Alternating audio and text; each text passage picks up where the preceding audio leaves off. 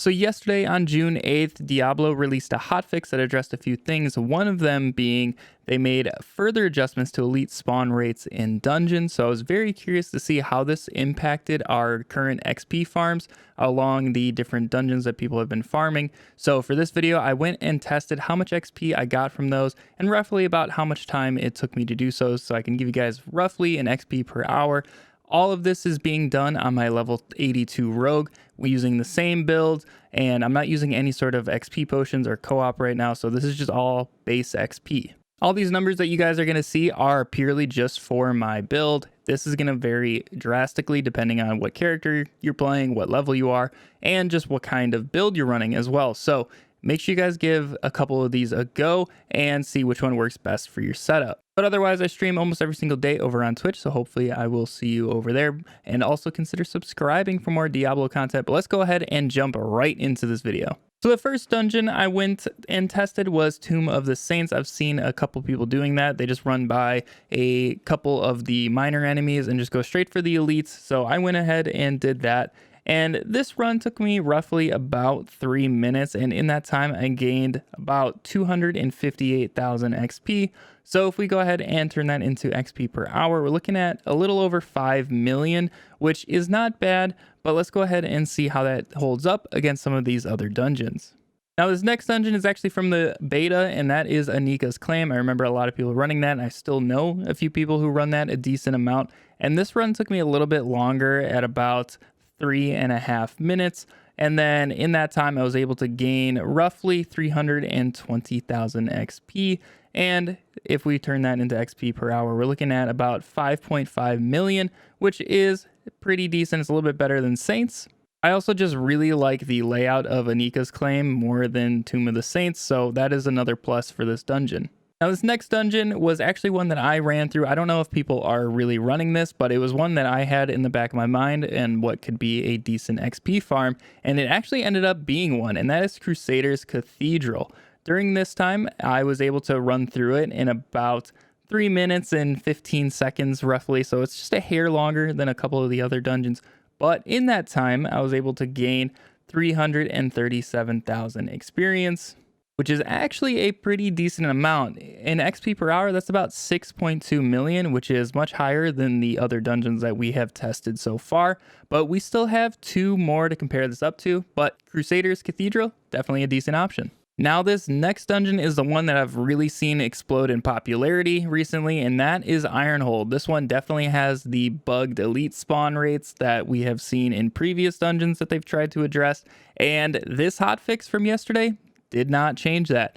This thing still has an incredible amount of elites. All you have to do is get through the opening area, open the door, and go through this like little mini event. And once you're in that second area, you're probably gonna have like 2 big groups of elites spawn, and this ends up being a pretty decent farm. Now this is definitely the longest run out of all the dungeons that I tested.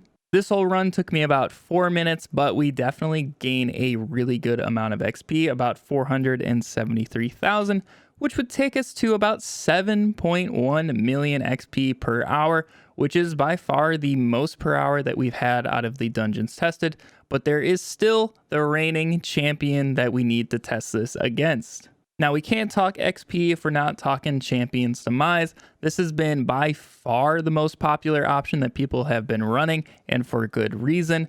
So for this test, I ended up just running 1 leg solo. Obviously, we're going to be able to make that more efficient once we get to that, but let's go ahead and break down the numbers first. So in just that 1 leg, that took me about 3 minutes.